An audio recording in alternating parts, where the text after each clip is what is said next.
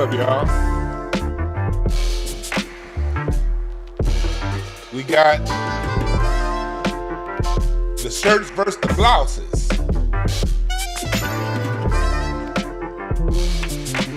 Kendrick versus Drake. The shirts versus the blouses. The real versus the fake. The homegrown versus the tether. I'm not calling all people not from the homegrown tethers. No. I'll never make that mistake. I love you. Appreciate y'all. But we are most definitely seeing a dividing line between the soil and the other class, and we've seen it play out on the internet. We also see a big difference between those who are homegrown and the homegrown Negro class has an issue with Kendrick's race play, and the homegrown East Coast haters are doing what they do. Oh, Kendrick says he took him 2. Wallow and Gilly. Oh, he took 2 weeks. Cam and Mace, you niggas. You niggas was mad at the timeline. Academics goes on the tether side of the game.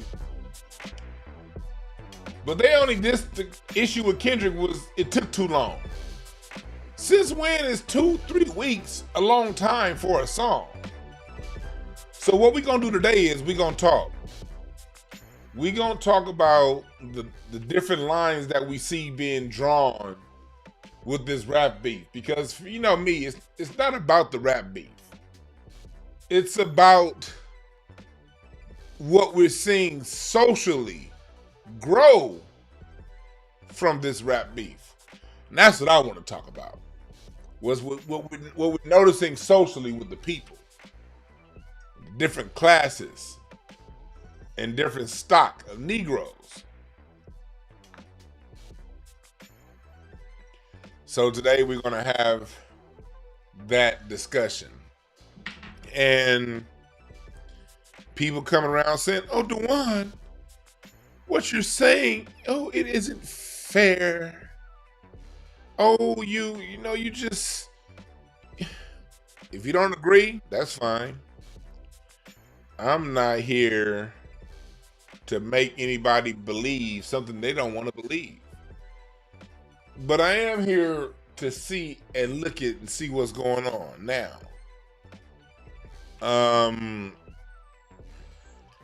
So that's what I'm about to do. So what I need y'all to do right now is go to DewanB.com, and also what you need to do is I'm gonna give you 1 minute. I'm gonna give y'all 1 minute to click the link. And what you about to do is you're about to share this video.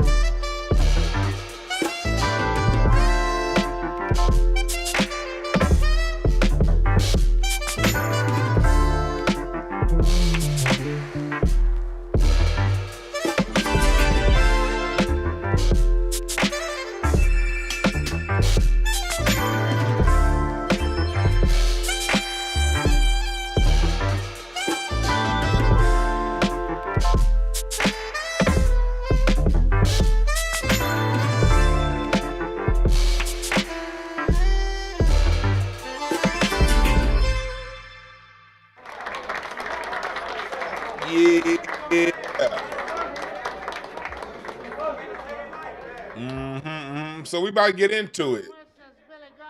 the shirts, voices, the blouses. Kendrick versus Drake.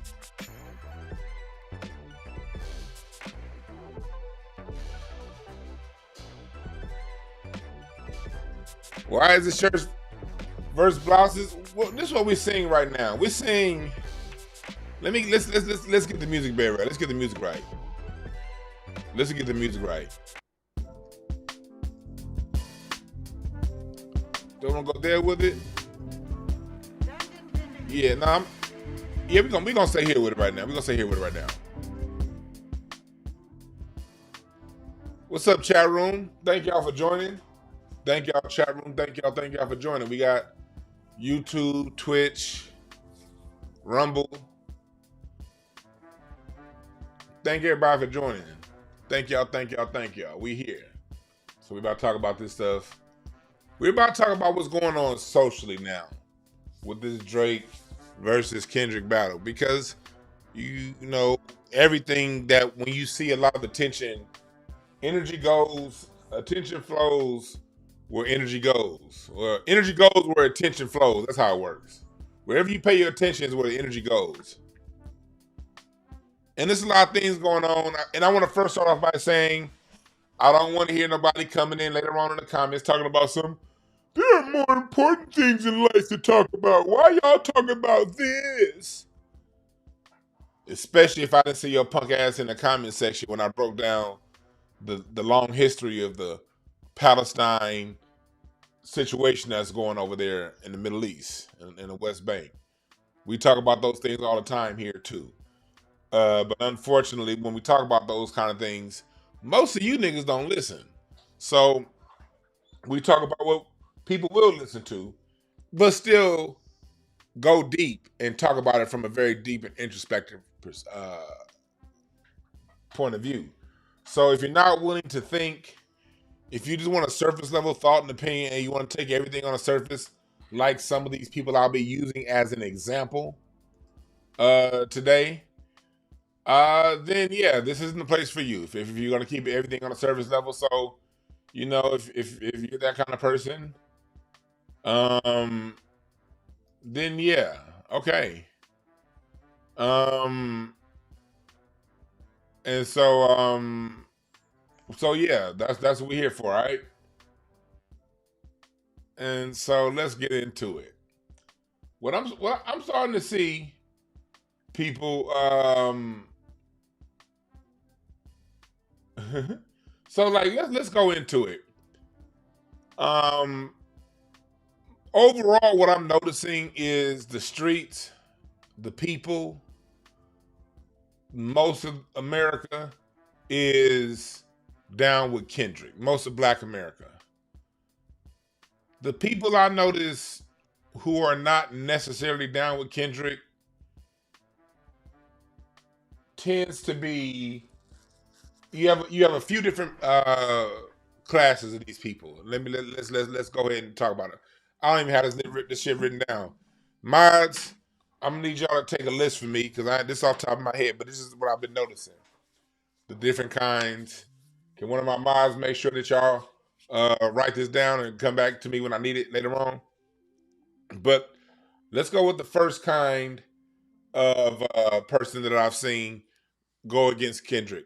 The obvious is the non-Black American, the people in the middle, the others, the non-Black people, the racially not Black people but not white. The racially not Black but not white.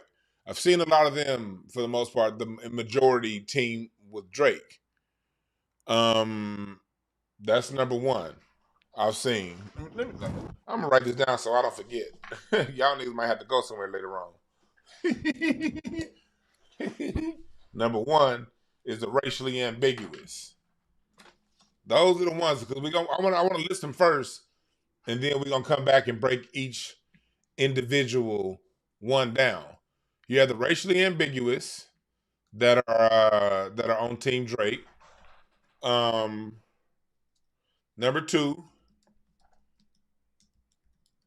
you have the Tethers. the black Tethers, not the black immigrants, the black Tethers, the ones who benefited from our cultures, use our culture for their own benefit, but otherwise outside of our music and the things that we do good don't really fuck with us. I'm talking about them, not all black immigrants, making that very clear, okay? And three, you have them East Coast New York Philly niggas. Those are the three primary ones I see that are on Team Drake. You can put racially ambiguous slash white. White identifying. The white identifying people. They may be of Asian descent, they may be of Latin descent, but they obviously identify as white by their aesthetic and by everything they like. They don't have no real cultural ties to their homelands outside of when they go to a wedding or a funeral. Outside of that, they're all bought into the American bullshit. And here's the reason why I think they, from my point of view, I see them as people that my music stopped. Let me see here. Let me go. Let me also play something else. There we go. That means I was about to play something. I'm play groove. This is what I'm playing. I'm play this. Yeah, we gonna play this. Shouts out to Duncan Penderhughes and his new album he just dropped, El Guapo.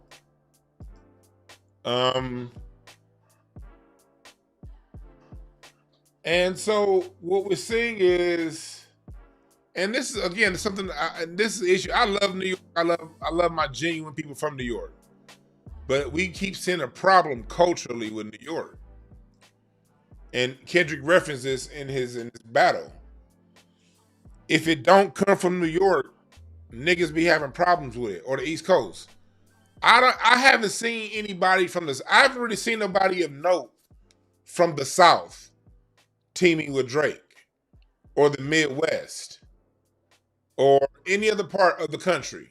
It's only been so far from my observation that upper Northeast. And specifically, I'm talking about Cam and Mace, and then the Wallow and Gilly Cats. I'm talking specifically them. Let's start with Cam and Mace. I'm gonna get into. Let's start with the whole Cam and Mace thing. All right. Let me go to my because when I did my post earlier, someone posted it in my comments, and I want to go back to it. Come on now, notifications. Let me see here. Damn it. Did I bookmark it? Oh, Gilly's Ethiopian? Oh, okay. Didn't know that. Did not know that.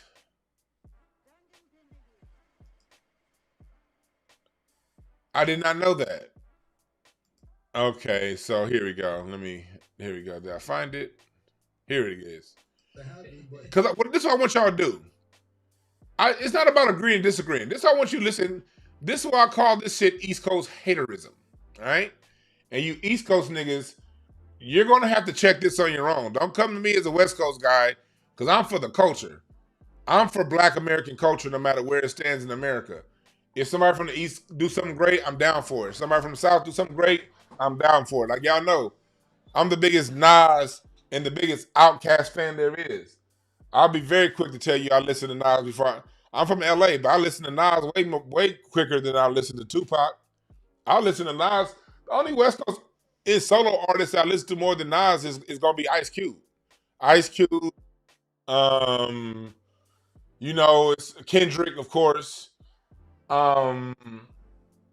Snoop. Oh yeah, Snoop. Oh, definitely Snoop and Too Short. Snoop, Q, Too Short.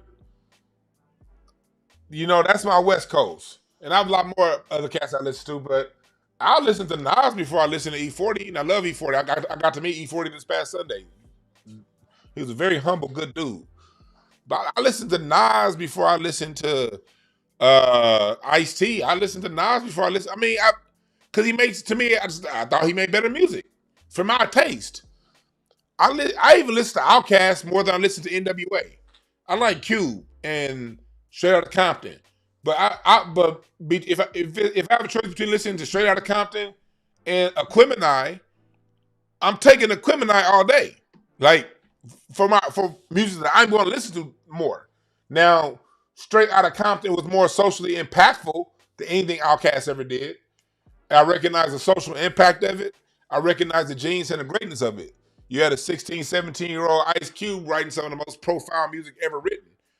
But if I'm going to hit play in my Spotify, 9 times out of 10, it's going to be Outkast. So I don't really care about reaches. I don't give a fuck. If it's good, it's good. I love Fonte. I don't like J. Cole. You know? I like Pharrell and his production. You know, I don't give a fuck where the music comes from as long as it's good. So that's my point of view when it comes to this regional shit. But you regional niggas are the most small-minded motherfuckers on the planet, and y'all fuck music up. You can't have a decent music discussion because you motherfuckers want to brag about where you from. Fuck out of here. So I'm gonna start off by saying that's my point of view. But when I listen to Mace and Cam, and I know Mace and Cam, somebody said Nas rank higher than Kendrick. Well, Nas is around 20 years before Kendrick. Probably, yeah. Usually if somebody's been around 20 years longer, I'll personally put Kendrick, because I like Nas for 20 years. I like Nas for, what, a good 17, 18 years before I heard of a name Kendrick Lamar. I was already 17, 18 years vested in Nas's career. So, of course, if you vested into somebody damn near 2 decades longer, then yeah, they're probably going to have the nod. But I try not to get into all those rankings and stuff, because that's that hip-hop bullshit. Hip-hop is the only bullshit-ass form of music that spend more time ranking than enjoying. Hip-hop spends way too much time ranking and not enough time enjoying and deciphering the differences and appreciating the musicality behind it. They act like the music behind the shit don't exist, or it's just a beat. No, nigga, it's music. And so if you come here later on and you're listening with one of those small-minded ass hip-hop mindsets, don't bring that shit to my page. Don't bring no bullshit ass regional beef to my page. Don't bring no bullshit ass hip-hop top 5 arguments to my page. I ain't got time for none of that shit. You niggas are small-minded that think that way. I am far more universally minded when it comes to hip-hop, when it comes to music. And you hip-hop niggas should be more universally minded too. Because you niggas didn't create your own music. You sample every goddamn thing. Especially if you're a Drake thing. If you're a Drake fan, Drake samples Styles. He samples American Swag. He samples beat. Everything about that motherfucker Drake is a sample. So if you come in later on and you professing your love for Drake, you the biggest sampling bite stealing this motherfucker on the planet. So you really need to shut the fuck up and listen as DeJuan Brown breaks down this information. You dig? So, let's go into it. Mace and Cam. I want you to listen to their argument as to why they feel Drake won or is winning so far. Their argument isn't over lyrics. It's not over music. It's over a fucking timestamp. Listen to this shit right here. And you tell me if this is a argument that's grounded and rooted in anything musical. I don't know what's about to happen, but it seems like a lesson might be taught. Nah, We're just I was chilling. listening to Euphoria today. Made me put on a green suit. How you felt about that? Oh man, it was interesting. It was interesting. Did you like it? I thought it was cool. Who's winning? How about that? That's a better question. Who's winning the battle to you right now? Oh man, Drake is definitely winning from an MC standpoint. You know, it took a while for us to get the record from Kendrick, and when you wait a while, it gotta be like out of this world. I think if Kendrick dropped this record right after dropping "Give Me 50," it would have been crazy. Well, like immediate, not waiting. If it was immediate. So listen to what he just said. Go back to what Mace just said. That's a better question. Who's winning the battle to you right now? Oh man, Drake is definitely winning from an MC standpoint. You know, he said from an MC standpoint, and then he said, okay, Drake. His argument based off what Mace said is from an MC's standpoint. It took a while for us to get the record from Kendrick, and when you wait a while, it gotta be like out of this world. He said it took a while, so he's saying he's saying from an MC standpoint. Second, he's saying because it took a while. 2 weeks is a while, mind you. Now let's keep going. I think if Kendrick dropped this record right after dropping "Give Me 50," it would have been crazy. Well, like immediate, not waiting. If it was immediate, then it would have. If it was immediate, hold on. Ah, shit, I'm fucking up over here. I dropped some water on my keyboard. My bad. Today made me put on a green suit. In the battle to you right now. He said so. If it was immediate, oh man, it would have been fire. So my question is, Mace, if it's an MC's argument, how did you go from an MC argument to if it was immediate, it would have been fire? Well, the track is either fire or not. Now, I can listen to somebody saying, man, that track was whack. I'll be like, oh, yeah, okay, that's just your opinion. You think it's whack? I'm not going to argue with nobody that's saying it's whack because you feel it's whack. But this nigga said, I'm going to do an MC argument and then say, oh, because of time. For us to get the record from Kendrick, and when you wait a while, it gotta be like out of this world. I think if Kendrick dropped this record right after dropping "Give Me 50," it would have been crazy. Well, like immediate, not waiting. If it was immediate, then it would have been crazy. But we waited. Been a couple weeks. Been a few weeks. Yeah, to get this. Pause. I don't know, man. What do you think? Look at how dumb these niggas sound. In real music, see, that's why I like to a person that just loves music more than just hip-hop. I love hip-hop. I love just black music overall. To a person that loves music, sometimes, like, if we're talking about rhythm and blues, sometimes it could take 2 weeks to make one note sound right in post-production. I remember one song I was recording years ago with this band I played with. We spent like 4 days on the word "that." It just wasn't coming out right in the mix. No matter, we tried to change the keys. We tried the enunciation, but the word was "that's right." It was like a "that's right," but the way it was being put together, the blend, it took like 3 or 4 days of studio time to really get that right. Music isn't something that, when it's done right, isn't a rush job. So to anybody who like somebody like me, who has a genuine heart for music, how can I rush? How can you rush art? How can you say 2 weeks is a long time? And then in the chat room, y'all made a good point earlier. I'm trying to scroll back up. Yeah, somebody said, thousands of people said, it took Drake 3 weeks to respond. It took Drake 3 weeks to respond to the original start of this. And that was fine. I didn't see an issue with Drake waiting 3 weeks to respond. Hell, if he waited 3 months, that's fine. Music good music takes time, or at least music from artists that care about their craft. It takes time. But when you look at artists like Mace and Cam, they came up under the Bad Boy time. And Bad Boy, and I've been saying this since 1996. This isn't new for me. I've been saying this for damn near 30 years, that Bad Boy was when our black music really started to take a nosedive. The quality of our music.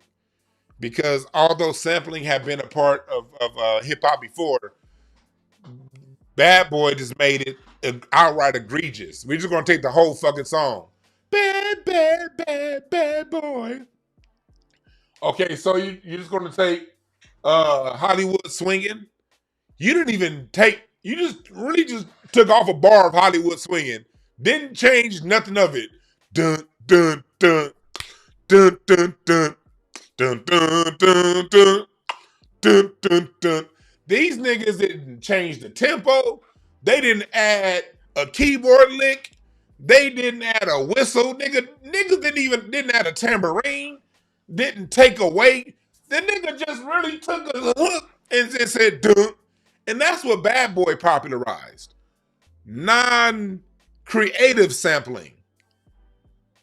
We got cats like my man Heart Tunes in the chat, my man Duncan Pender Hughes, and people who can sample creatively. You got people who can really sample, and it's a creative thing. Hitman, Pharrell, you know, it's some very creative. Kanye, Dre, you know what I mean? There are people out there who creatively sample, and it's like, okay, that was a sample, but that was a hot sample. Bad Boy said, fuck all that, all about the Benjamins. Nigga, you just go ahead and you just take the whole goddamn song. That sorry ass song that they did, I'm Missing You with Biggie. Bad Boy Records they were the absolute worst. Like, they normalized bad sampling, put it like that. Bad Boy Records normalized putting a 2-bar hook over a rhythm and blues song.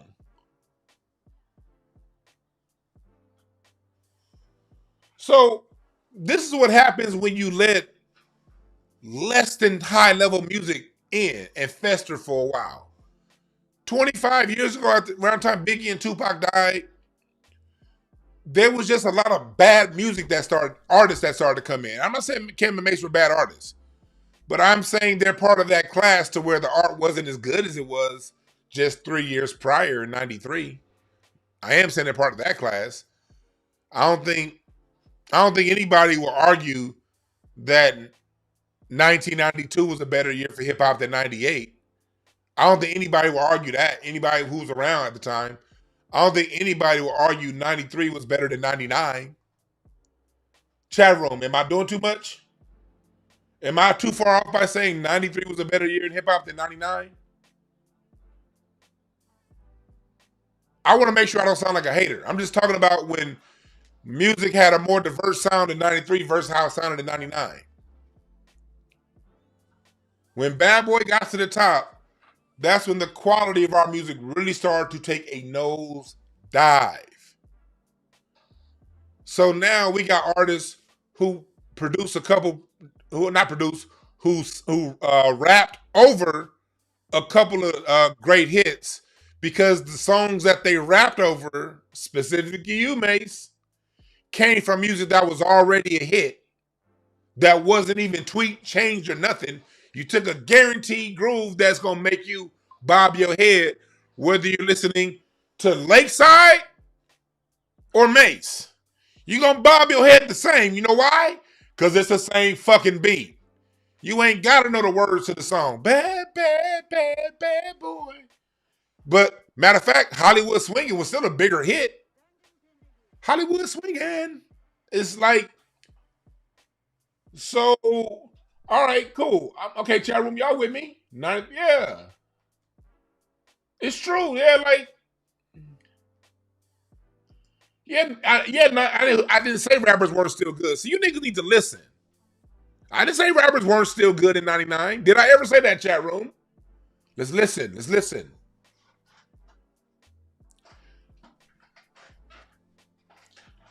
Because people say something you don't necessarily agree with, don't mean they're saying the opposite of what they're saying.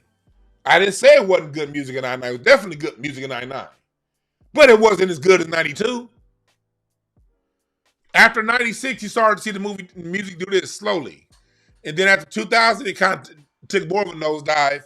And then after 2010, the shit just fell off a cliff. So somebody say, so you saying no. I'm still talking, motherfucker, listening. Niggas, so you saying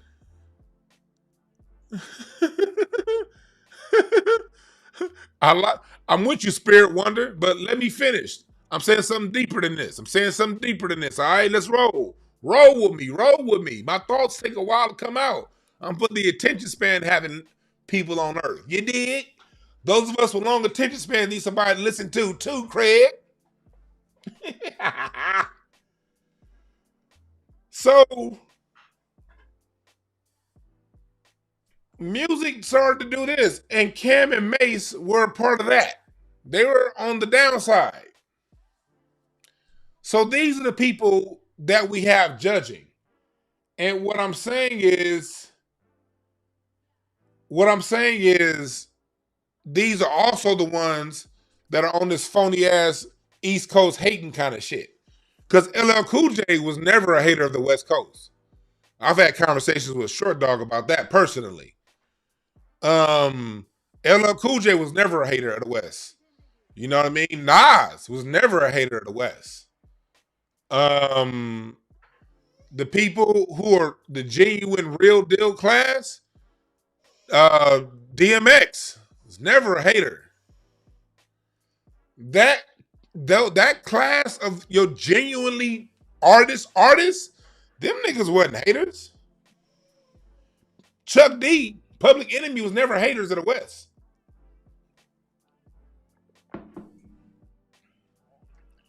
It's usually the ones you have that came later. And this is what I was talking about, how we have to, as Black Americans, we can't just spend all day talking about Tethers. We got to clean up our own too. We got Black Americans who be on this regional beef and shit, who will beef with somebody from a whole nother group, classification, because they got an issue with another black man. While the same people that they teaming up with will throw your stupid ass under the bus so goddamn fast. They have Black Americans who have no concept of cultural unity. And the reason why this is a cultural unity argument, the reason why this is a cultural unity discussion is because we're dealing with somebody in Drake who, before he became a rapper, thought that this was cool. This is who we're talking about. We're not talking about somebody who is just a light-skinned black person. We're talking about somebody who, when he's around his white friends, before he became a rapper, before he adopted the black aesthetic, this is what he was about. So this is a whole different argument. This is about somebody who, before he conveniently adopted the black aesthetic, this is what he was on. J. Cole wasn't on this. That's why J. Cole light-skinnedness didn't come in, and colorism didn't make a play in what was being said. This is why it became a racial argument. This is who we're dealing with. We're dealing with somebody before they became Mr. Rapper Guy. They do shit like this, and they play like this. So this is what we talking about.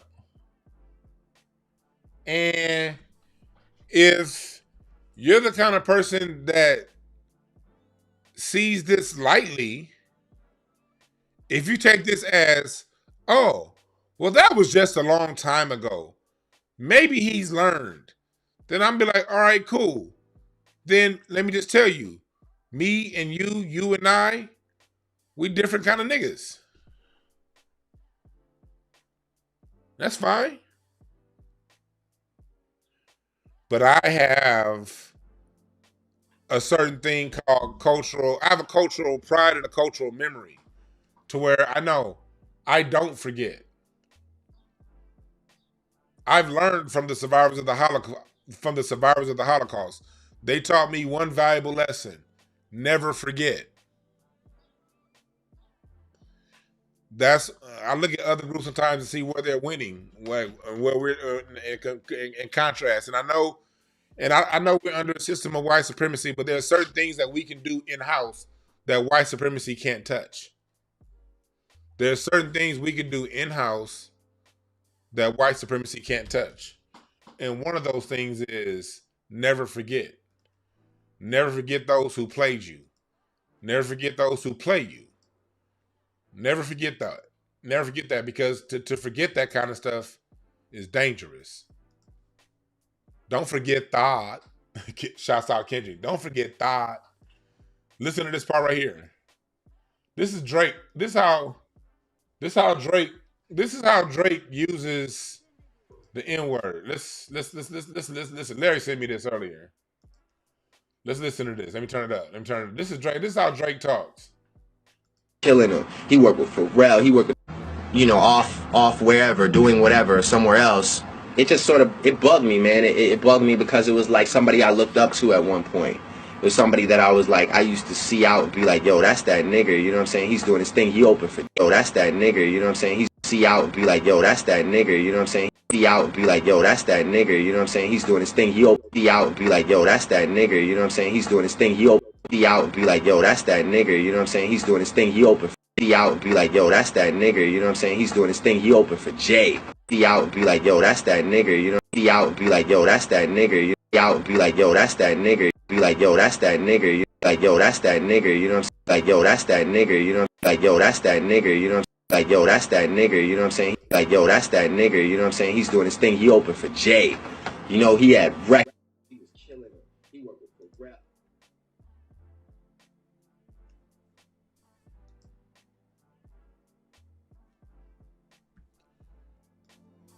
I don't share a culture with people that talk like that. Black Americans don't make that Freudian slip. Or intentional. Whether it be intentional or Freudian. Those of us who don't have another culture to run to, we don't make that mistake.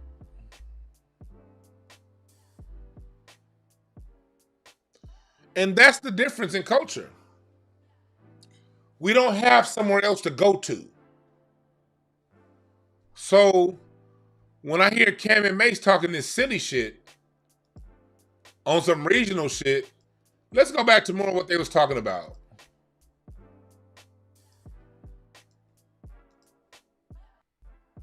I think Drake is winning. Euphoria didn't really it didn't really move me.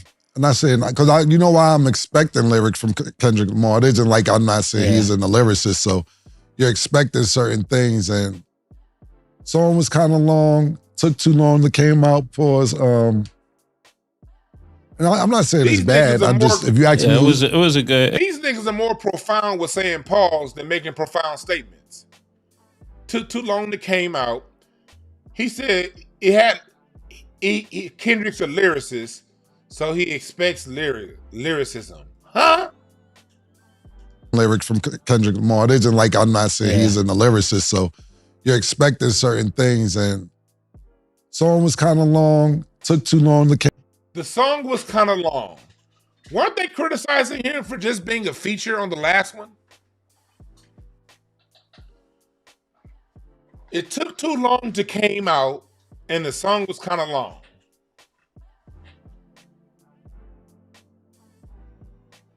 This isn't me talking. Am I being a hater? Chat room. Am I being a hater by saying this?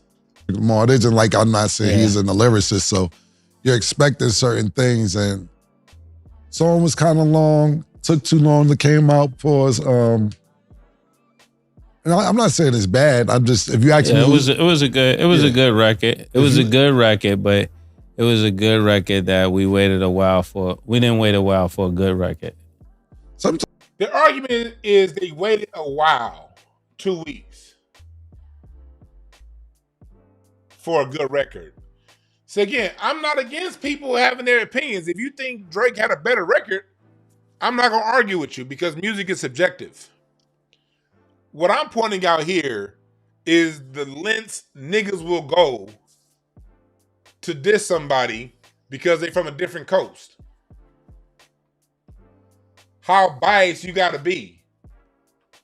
Look at how biased you got to be. Sometimes if you wait, you still can pop off. The Oracle came out 2 years later, 4 years later. Shit was hot. So, hey, right here, look. This is how they get double speaking. Now he goes and talk about when Mace dropped the Oracle. That shit came out 2 years later. It was a good record that we waited a while for. We didn't wait a while for a good record. sometimes if you wait, you still can pop off. The Oracle came out 2 years later, 4 years later. Shit was hot. Sometimes when you wait, it's still hot though. You waited a couple years and dropped the bomb. No, that's a good conversation. Yeah, so how come when you waited, your shit was still hot though? How does that work? How does that work though? The way it works is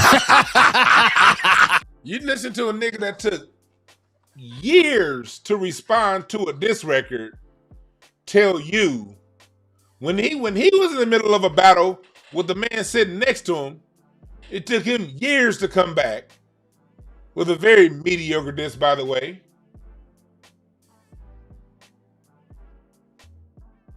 The Oracle's very mediocre. The same person that's saying Kendrick took 2 weeks to come back is too long is the person that took 2 years to come back. Nah, the way it works, like, I mean, you know us because you had so much ammunition on me. I had to wait until you say everything you could say. I ran out. I said, this is the last thing. I just want to say this. I'm glad these brothers show us primarily sports. And they're good at it too. They're good at the sports shit. But I'm glad it's primarily sports.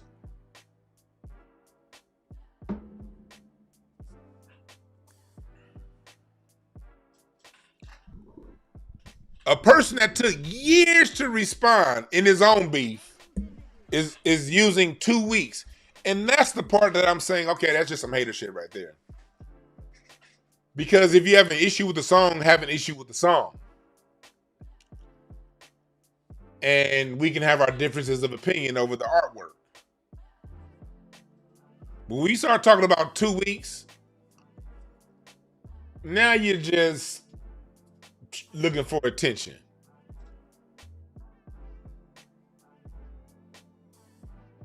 Now you're just looking for attention.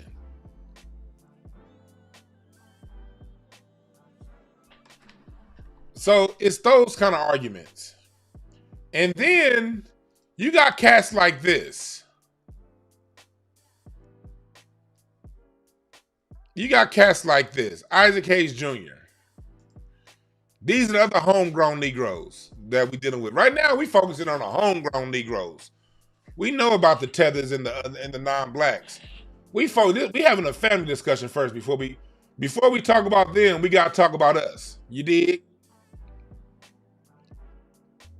And for his father to release such a great album, Hot Buttered Soul. Isaac Hayes Jr. is somebody who I've been following, who I watch for a long time. And he's somebody who uses race to his benefit. As he's creating fan base and not created because he's face a fan base. With his fan base app, he's black, bliggity, biggity, black. Hey, black peepers.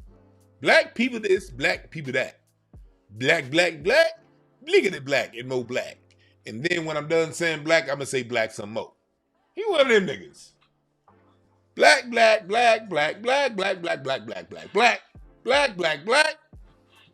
When it's time to put some money in my pocket. But when it comes to social issues, he's one of them we are the world ass niggas.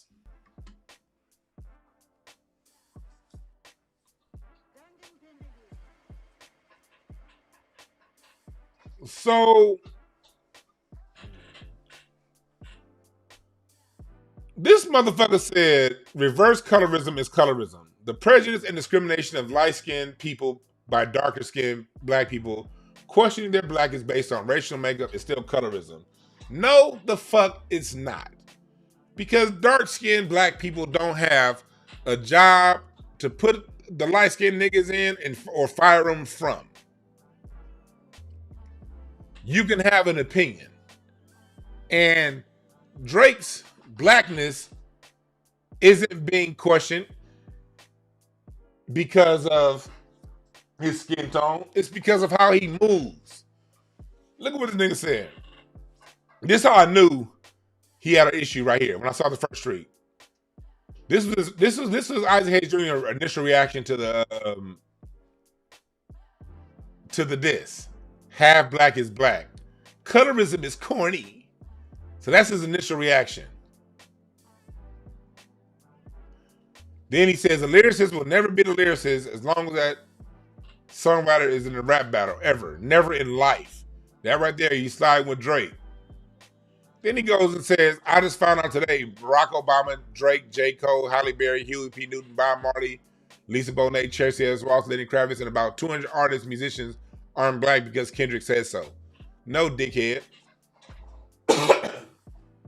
It's about your works and your actions. See, long gone. See, this is what happens. Going back to what I said earlier, you have these black people today who, like, especially a lot of your Drake fan base kind of dudes, they're very surface level. To ask some of these niggas to think introspectively would be like saying, hey, go pick that bus up with one hand. They can't do it.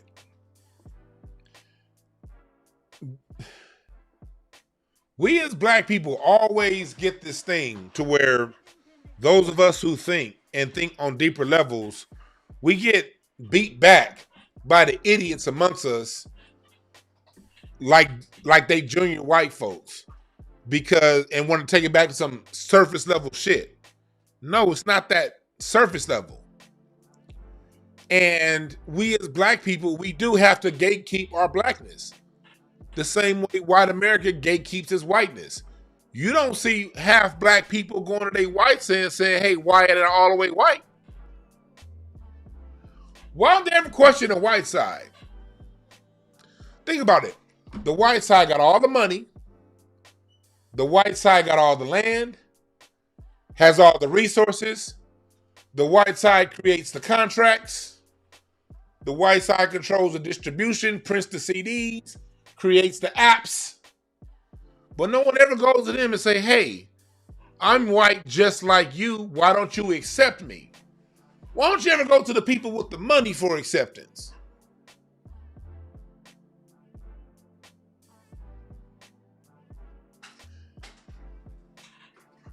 It's like black people are supposed to take whoever shares the blood with us, and we just are supposed to accept them as brothers no matter how they treat us. I tell you one thing, when John Brown helped the Potawatomi in Oklahoma and he killed them 5 white folks, he wasn't white then.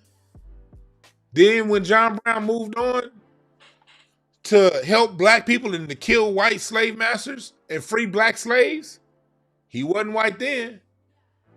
After John Brown raided Harper's Ferry, setting off the Civil War in 1859, they weren't calling him white. And John Brown even said it right before he got lynched. He said, had I done what I done for white people, I'd be a hero. But since that white man did it for black people, he wasn't white no more. Kill him like the niggas. That's how they act. We ain't even talking about killing nobody. We just saying, if your actions show that you on the other team, then stay your ass on the other team. And you can send this to Isaac Hayes Jr. When I said it, Mr. Hayes, when Drake does this, when Drake, before he becomes Mr. Popular Rapper, when he was trying to fit in with his other half, this is how Drake chose to fit in with his other half. That's why Kendrick said what he had to say about you can't say nigga no more. And about all of the quote unquote colorism, Mr. Hayes, with respect. This kind of black person is not the same as J. Cole. J. Cole never dissed black society with blackface. Huey P. Newton stood up for black society. Lenny Kravitz never did nothing to us.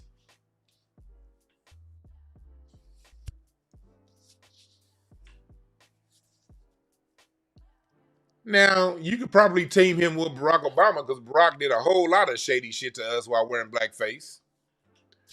See, Black America has had to deal with a lot of black people that look like us who, the minute they get a little bit of power, a little bit of fame, a little bit of notoriety off their blackness, they don't come back and do any benefit to us, Mr. Hayes.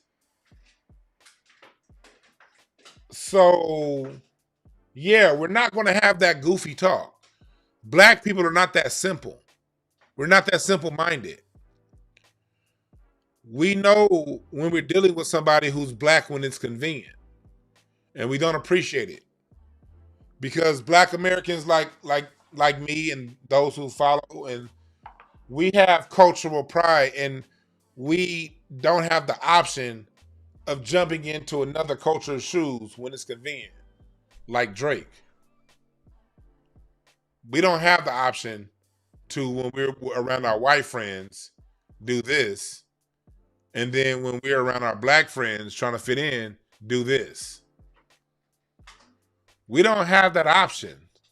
So when Kendrick talks color, when Kendrick is talking about that, this is what we're talking about, Mr. Hayes, and people who think like that.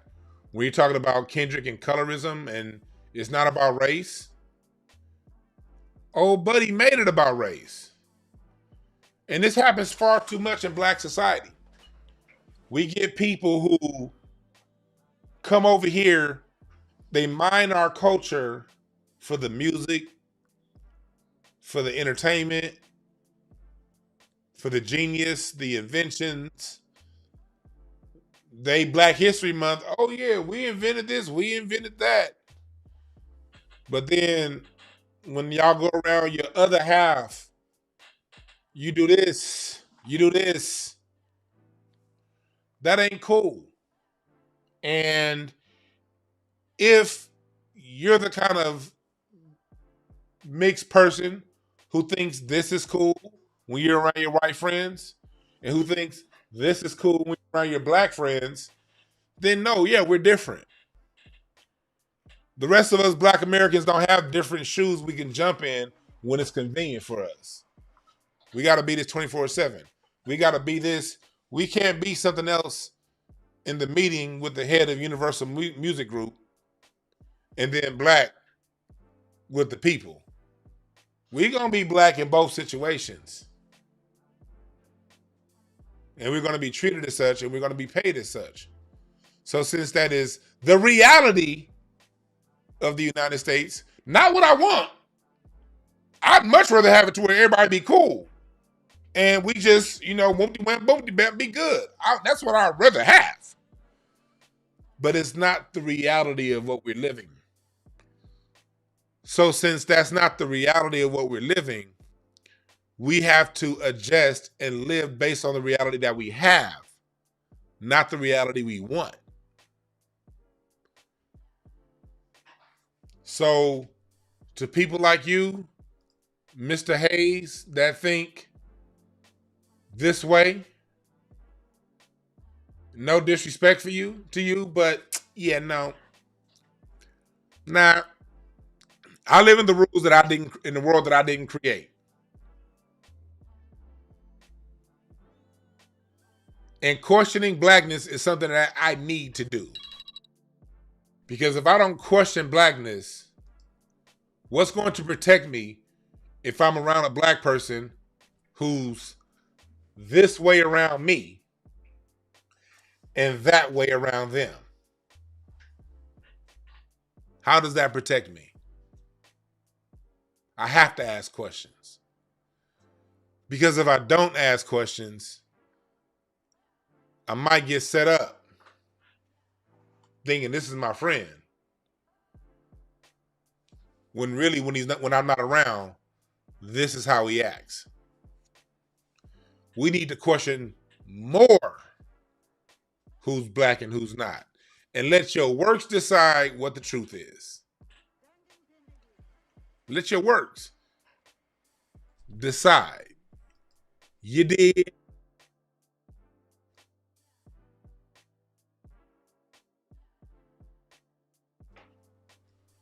So that's the world that we live in.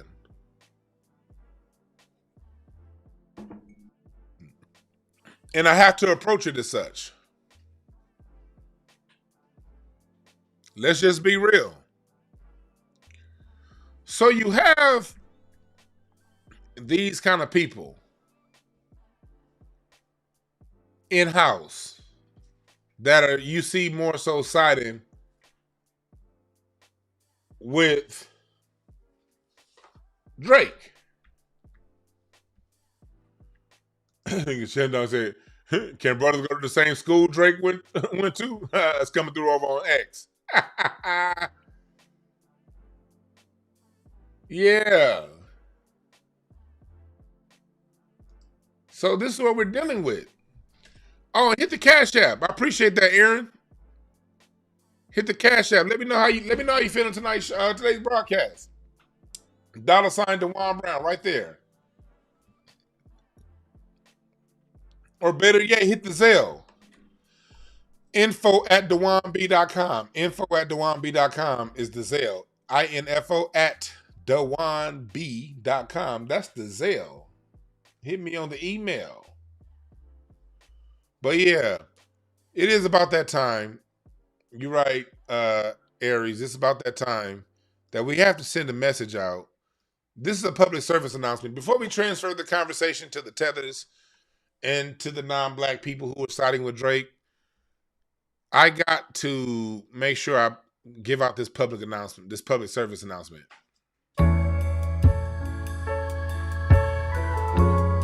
Don't be a hoe.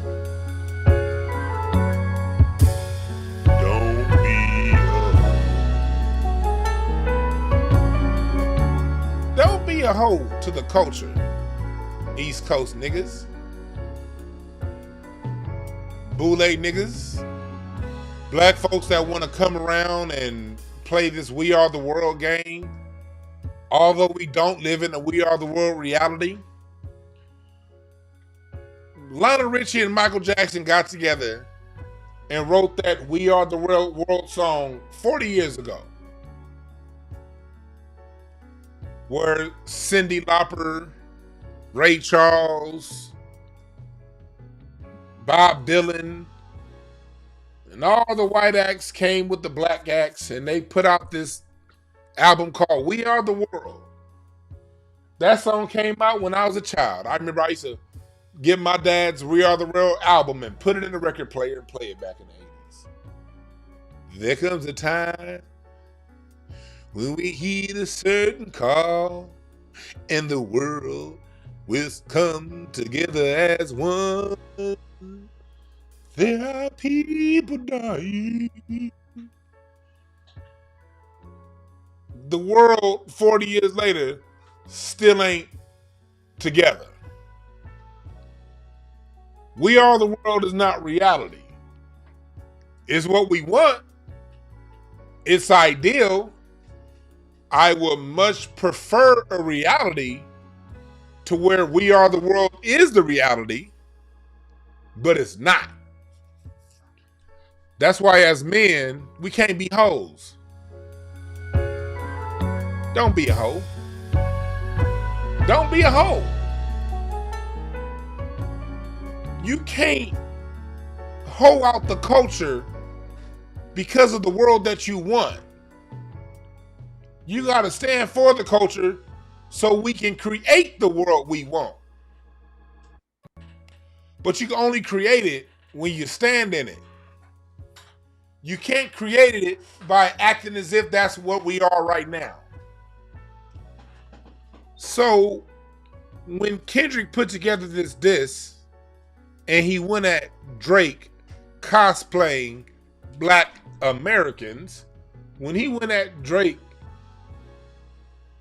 playing Black American dress up on Halloween, when he went at Drake for being black when it's convenient, he was speaking to those of us who don't have the option to go to another race when it's convenient.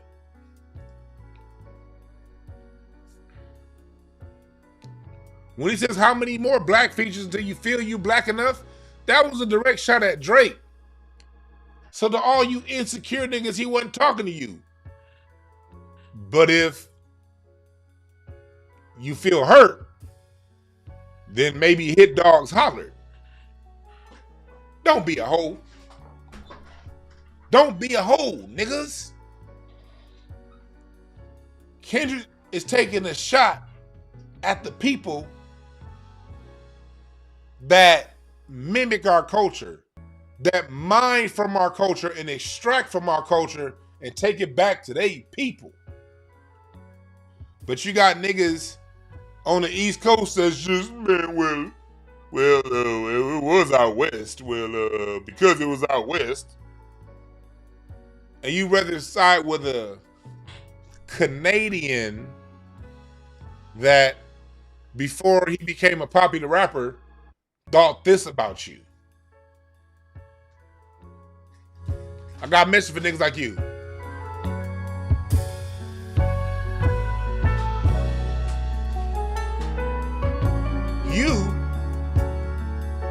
You're acting like a hoe. You're acting like a hoe. Acting like a hoe. Stop acting like a hoe. You ain't gotta always sell out the culture because your region felt slighted. Moments like this, I want to send a special shout out to the South. Because the South don't do that. The South be having their own, we all got our own different issues with each other. The East, the West, the Coast, the Midwest.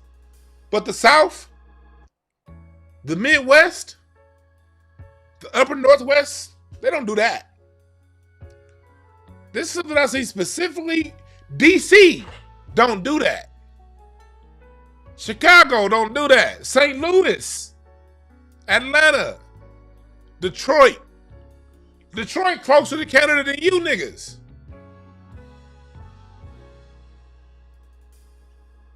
But it's something about New York and Philly. More so New York than Philly. I didn't get it out of the Philly R&B generation, but I get it some out of the Philly hip hoppers. But really more so New York. We don't in somewhat Philly. New York City. You don't get this out of Richmond, people, the black folks out of Richmond, Virginia. The black folks out of Memphis and Nashville. You don't get this.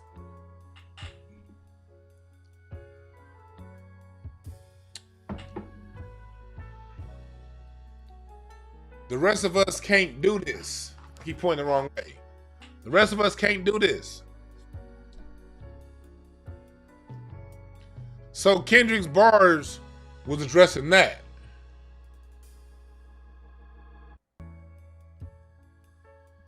He said Euphoria is a slow burn.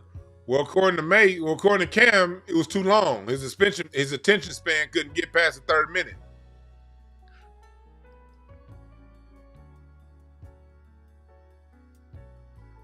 So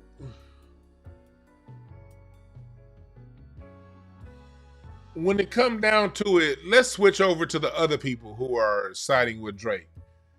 people like BJ Academics, again, talking about time. Drake wins because of time. No one's going back to the music. You're getting all of these, a lot of people from the Tether foreign flag side of the game is siding with Drake too. Because what's his name? Let me see if I can go to IG. The pill was it blue? It was this good tweet, not tweet, but Instagram post I read earlier. I want to go to. Let me see here.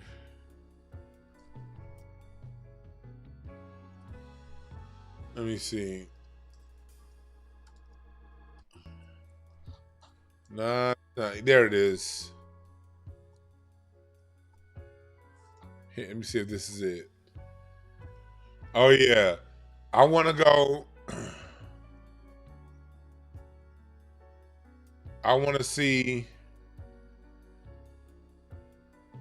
here this tweet right here by this post by Red Pill. Let me show you this. I like this post. I like giving credit where credit is due. Unlike a lot of you hoe ass niggas on the internet, y'all want to take what niggas like me say because we got smaller profiles and act like it's yours. I'll never be that kind of nigga. I like giving credit to people when they say some shit that made me laugh. This motherfucker, Red Pill, said all of the visitors of hip hop culture with a visa feel attacked. Kendrick is the boogeyman now. All the racially ambiguous folks writing think pieces. Ha ha ha ha. Ha ha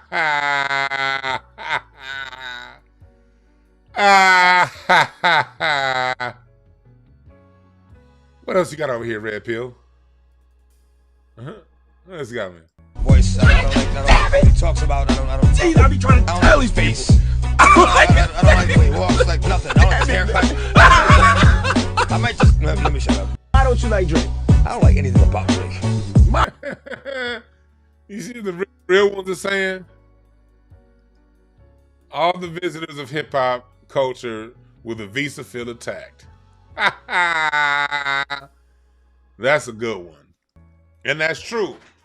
See, hip hop culture is black culture. And look at the people who are responding.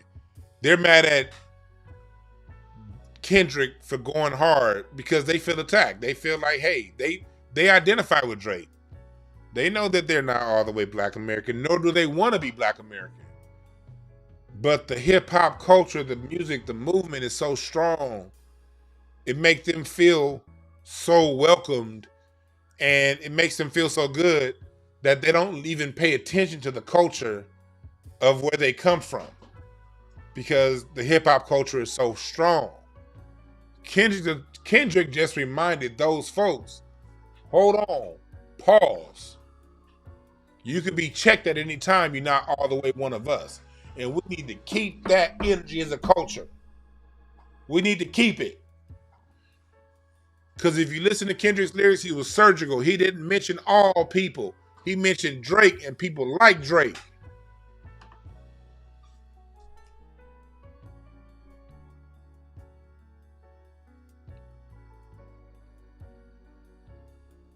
There's a strong difference you got between those of us, like what Greg said in the chat room, with 4 black grandparents and those of us without. It's a strong cultural difference. And that difference needs to be acknowledged. It's not bad or good. I don't look at it as either bad nor good. It just is. But I will tell you this. The people who created all of these sounds that we're playing, they had 4 black grandparents. I ain't talking about the people who came later and was dancing at a party. I ain't talking about them. I'm talking about people who created it. Had 4 black American grandparents, all of them. And don't tell me shit about Kool Herc. He just picked on what he saw black Americans already doing.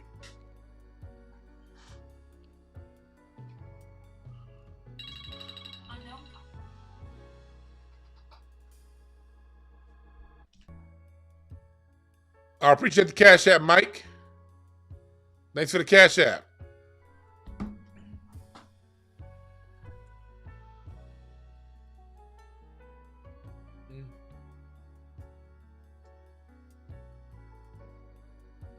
So that's what it is.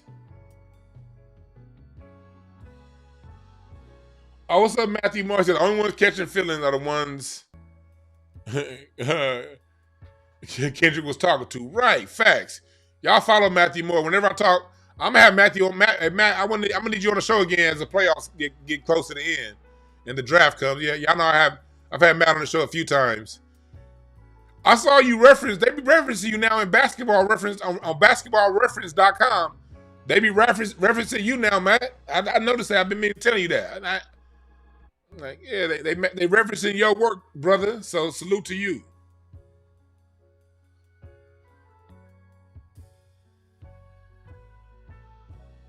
So yeah, this is about, and we have a culture worth protecting. And I'm somebody who, look, all of us as black people, we all got a little bit of something of us in us. But there's something a little different about those of us who had to stay on one side of the fence and didn't have the option of going to the other. And I know some black people who do have white grandparents who it was a very clear line between the white side and the black side. And they could really only fuck with the black side. And they learned real fast where they stood as children. And as adults, they live that way. But when you got somebody like Drake was allowed to jump on any side he wanted at any time. Drake has been allowed to pick and choose which side he wants to play at any given moment, depending on who he wants to appease and please in the moment.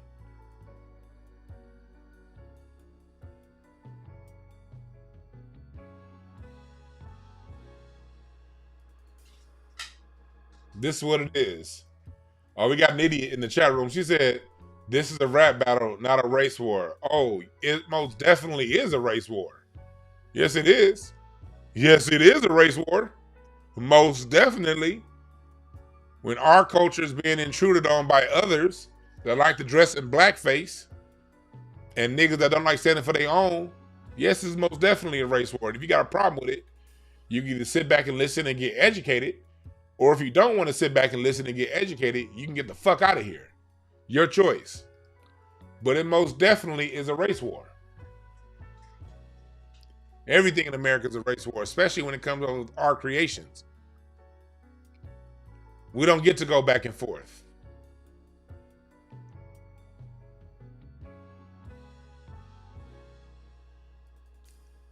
You know it's a race war. You know it's a race war when you can go around and you look at them contracts. Drake is the only rapper signed directly to Lucian Grange, Republic Records, the head of Universal Music Group, and getting all of his money. It's funny how when it comes to, you ever notice when it comes to music, the non-black people are never the ones complaining about money?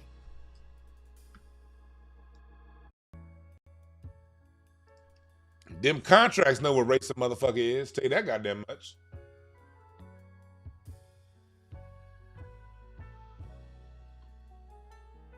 So yeah, we got to call this shit out. We got to call this out. And anybody that has an issue with us calling this out can flat out kiss my ass. I'm not here to appease you. Why don't you go to your white side to ask for appeasement? And tell me what they say. That's where I'm at with it. When they come to me as a black person asking and saying that we need to compromise and we need to be one to appease, I'm going to ask them, okay, so what did your white granddaddy say when you asked him?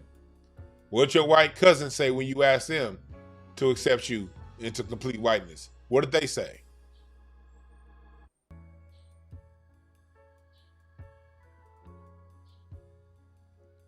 What did they say?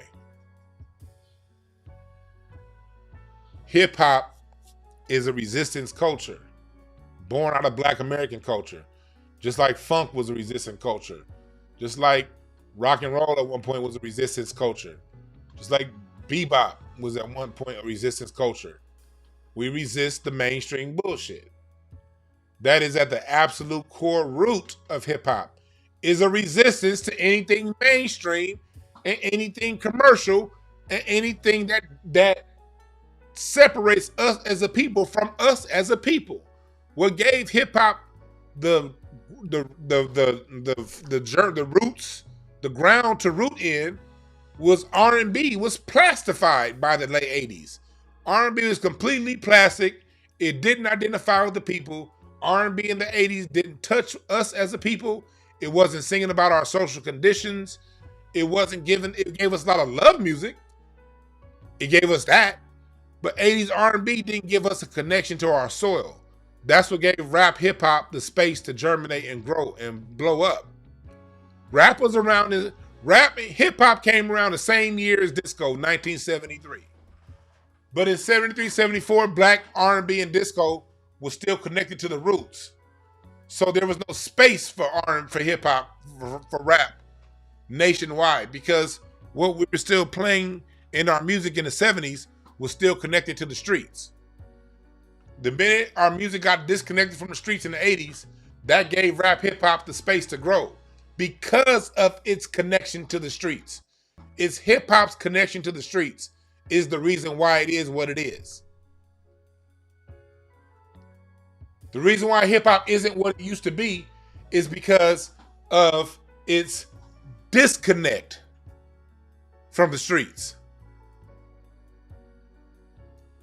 That's why hip hop is falling short. It's disconnect from the streets.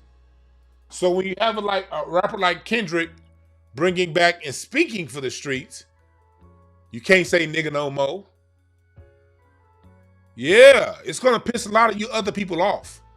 It's gonna piss off the niggas that want to do some We Are the World shit and scared to be black. It's gonna piss y'all off. And it's gonna piss off people who've been using their passport to come into black culture, and they love black culture when it comes to music, but can't stand us anywhere else. Yeah, it's gonna piss y'all off. Just understand the only reason why the music exists because of where it is because of how you outside motherfuckers treat us. We have to have music that speaks to our condition because we experience this shit every fucking day.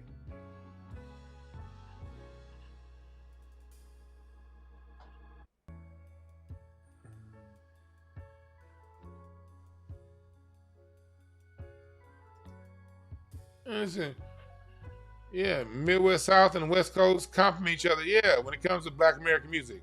For some reason, New York don't want to stand with Black American music. Yeah, New York wants to act like it did something special, and it didn't. New York, yes, you are the place where hip-hop germinated. So what? That's just one of many great things Black Americans did. So what? You want a cookie? New York? God damn. Memphis don't do this with the blues. New Orleans don't do this with jazz. LA don't do this with R&B or disco.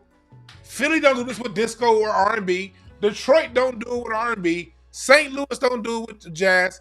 Kansas City don't do it with swing and bebop. Seattle don't do it with heavy metal.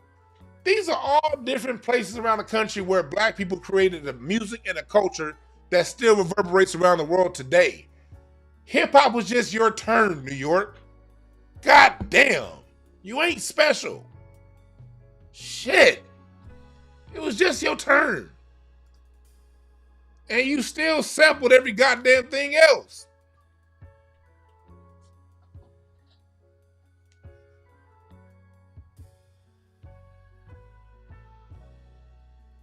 And then you'll hear New Yorker come around, man, New York, man, we really don't be like that, man. It's just some other men. Well, you niggas need to check them. I'm looking in the chat room right now. The South, the Midwest, the West Coast, we all got the same story. We be like, oh yeah, that's dope. Or I don't like. Then here come a New Yorker. Well, it ain't from New York, so it ain't real. Fuck out of here, nigga. New Yorkers would side with a goddamn Canadian because somebody from the West Coast killed the motherfucker off. You niggas are a problem.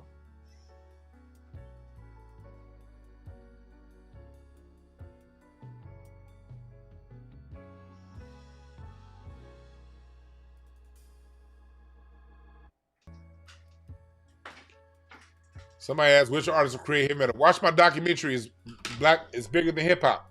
The Black American Music Family Tree. You can find that and more at DewanB.com. If you want to know more about this music history that I'm preaching and teaching, I need you to go to DewanB.com. Put in your name and phone number, first of all, to join my inner circle. Watch my documentary, and you can go a little deeper in that. And I got my next installment that I'm feeling that I do need you guys' donations to help finish.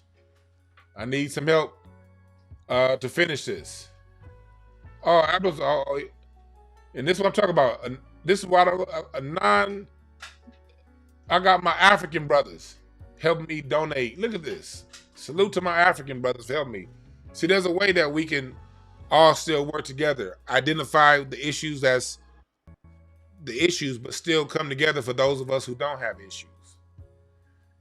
We got he's going to be our new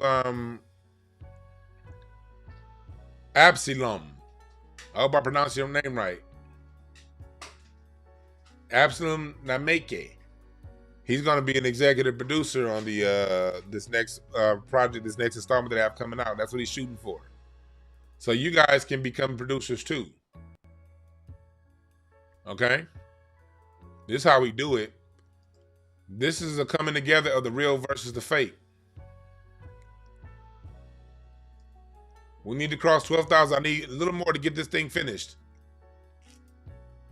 I just got my external bag over here upload. I got to meet up with my producer to film today to get this shit going. Hell yeah, I love the African family because it's more Africans that aren't Tethers than are. I can promise you that. It's way more genuine Africans than it is Tethers.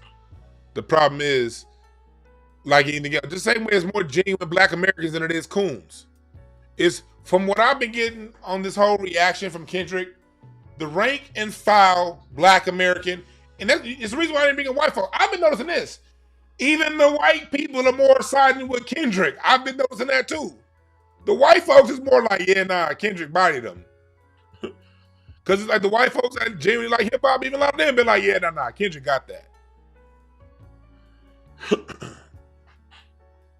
It's been the people who I know who enjoy the benefits of our culture without being down with the realness of our culture and the nitty gritty. It's a lot of Africans who know better, who know that the best chance we all have together is us coming together. And they can listen to people like me talk about Tethers and know that I'm talking about somebody else because hit dogs holler. The only people that holler at the Tether statement are Tethers. Africans don't.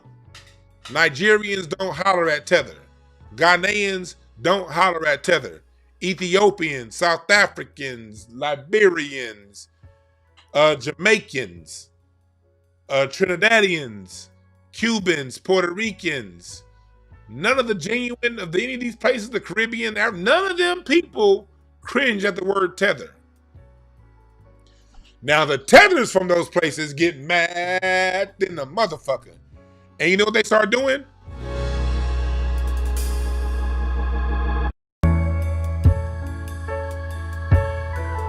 The tethers start acting like a hoe. You're acting like a hoe.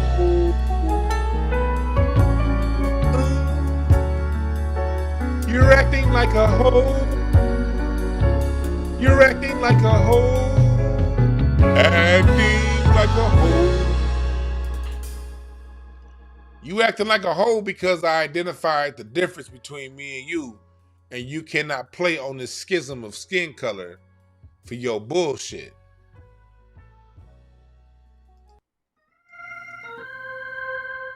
You did?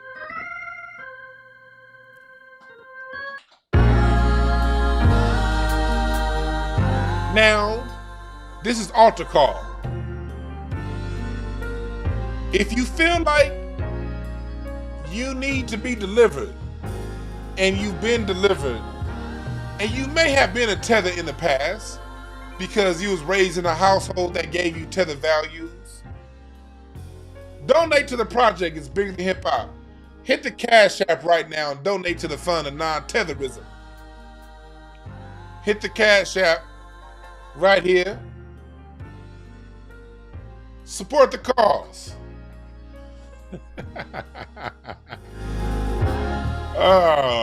And if you want to help protect and preserve Black history, donate to Bigger Than Hip Hop. That's true, Black McBain. Your K-pop artists, they do pay homage to Black American roots. They do. They do. I will give them credit for that.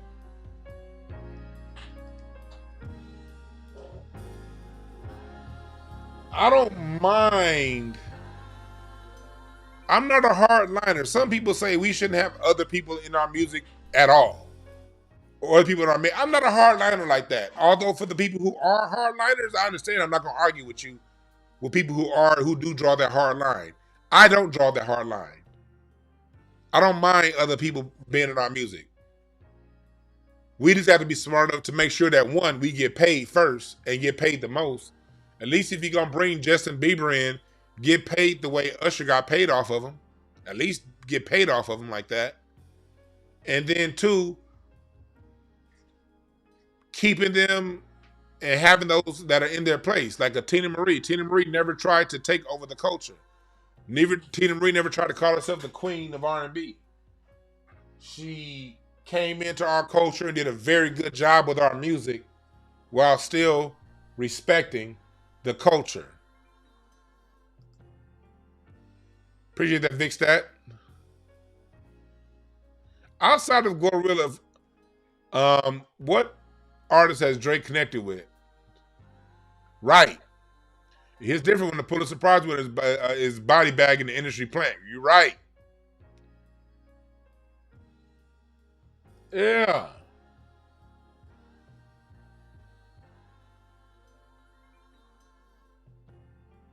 Look, Black people, we create hot shit.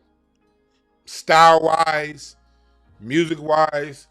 So we're going to expect, people are going to come for it. People are going to try it. We live in a world where other groups copy off of our homework.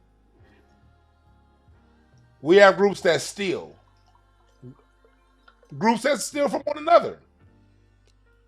White America steals from itself and each other. So you know they're going to come for our stuff. Other groups genuinely admire and they're going to do what they do with our stuff. It's on us to gatekeep it. Do you know how much more money we can sell by bringing up by allowing? I don't mind others being in our mix, as long as we get paid first, and as long as we have to have a hard line culturally. That's what it is. What's up, Hurt? Hurt said, I hate K-pop. I hate listening to that shit too, but they do pay homage. Both are true at the same time. Rob McCoy makes a good point. He's a playing like Eminem, co-signed by Dre, and Aubrey was co-signed by Wayne. Yep.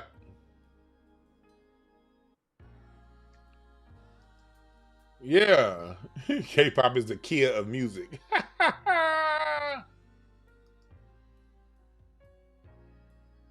Yeah. Yeah, Drake had to come to South and soak up the culture. Nobody from Canada was fucking with that. This was Drake before he came south and sucked up the culture. This was Drake. So right now, we're in a battle right now between those of us who are entrenched in the culture 10 toes down and those who can jump in and out and play hopscotch with this shit at their convenience.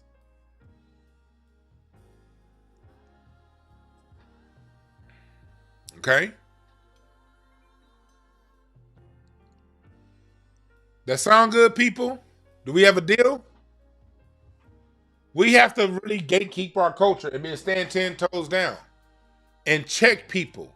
Power is checking people. Kendrick checked Drake, and a lot of these weak niggas, the ones within our culture, not the tethers, not the whites, not the non-black. I'm talking about us. A lot of us got an issue with power.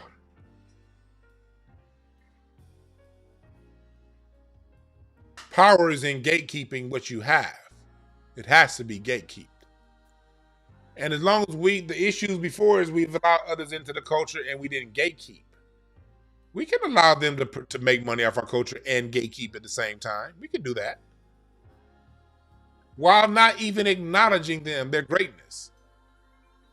You can listen to Drake and never mention him with the greats, black people, because if you notice, we hold the leverage when it comes to opinions. They need us to validate them. Have you noticed that?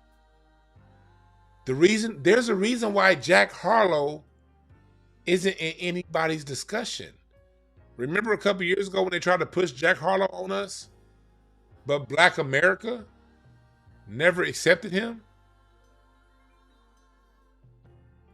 We have the complete power when we're on code of legitimizing and delegitimizing. We just got to exercise it. We got to use it. We got to use it. We can't go around like this. Reverse colorism is colorism. It's a rap battle, nigga. Nigga wasn't talking about denying him resources because of his skin tone. He's talking about how he faked like he black. We got to be proud to gatekeep shit like that.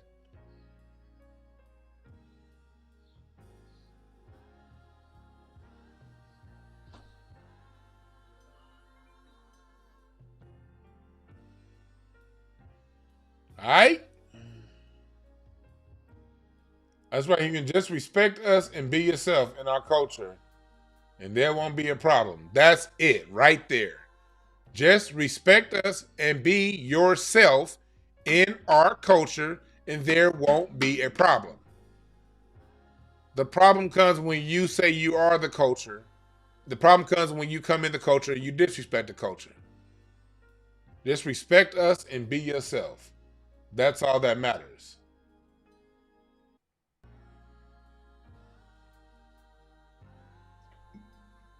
And when it comes to the rest of that stuff that's going on in the world, we'll talk about that when it's time to be talked about. But in the meantime, I want to thank y'all for listening. And I want y'all to remember there are no perfect messengers, only perfect messages for those willing to pick up the game. The people, the day-to-day, the us, is siding overwhelmingly with Kendrick. The machine and the people who want to be accepted by the machine, they're going with Drake. Fine. Let them have it. Because the shit that Drake released was whack. It won't stand the test of time. It won't sound good, Mr. Size 7 shoe, in 6 months, in a year. But in 10 years, you can't say nigga no more. It's still going to be an anthem when it comes on. Just that line, you can't say nigga no more.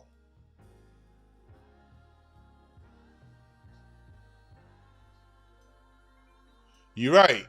Drake never put on Cardinal Official if he sincerely cared about Toronto so much. You're right. I remember Cardinal Official. I remember him. Appreciate that, Dexter. Appreciate y'all. And now, what I'm doing is my hip-hop history course, my music history course. This Sunday's the last week. Full class for my students. You're going to get an email of this past Monday's class sometime today. And we're going to have our final class on Sunday. After our final class on Sunday, I'm going to issue you guys a final. And then we're going to come back and have one more meeting to where we're going to wrap up the semester. And then I will be selling individual classes off that or the course later on. So if you weren't part of the live, you can still be a part of my 100 Years of Black American Music History. You can get the whole course, or you can buy it class by class, broken down. And that will be available to you when we're done. But for those of you who are live in the course, we're going to have our last class Sunday. After our last class Sunday, I'm going to email you a final, which you're going to take, and then we're going to all go over the final together on our Q&A and in our history course, all right? So I appreciate y'all, and this is most definitely us coming together as a people. And again, I don't have any issues with nobody else who ain't. I don't hate nobody. But I think you're best when you're strongest within your culture. Because when you're strongest and most secure within your culture, when you're secure within your culture and who you are, you can openly and easily accept others for their culture and for what it is. You don't have to be me. You don't have to be black. You don't have to be the next. Just be yourself and let me decide whether or not you cool. Just like I'm gonna be myself and let you decide whether or not you want to fuck with me. I might be a little bit too broke black for you. I might be a little bit too upfront for you. That's fine. I'm not gonna get mad at you if you feel, oh yeah, I need somebody a little more mild than Dewan. Dewan a little bit too spicy when it comes to some of this stuff. The nigga read cards and all this shit. That's fine. But I'm not gonna back off who I am to appease people. No, I'm who I am, and I stand for my culture. I stand for my people, and that's with love. Okay, that's with love. Okay, but also understand that peace comes at the end of a sword. Love has to be defended. My space has to be defended. Okay. So there's no need for me to defend anything if you don't offend me. And if you offend me, then my defense is going to come in a way that may hurt. You'll get over it.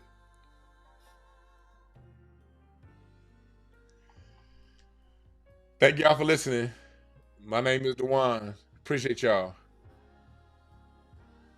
All right, I'm out.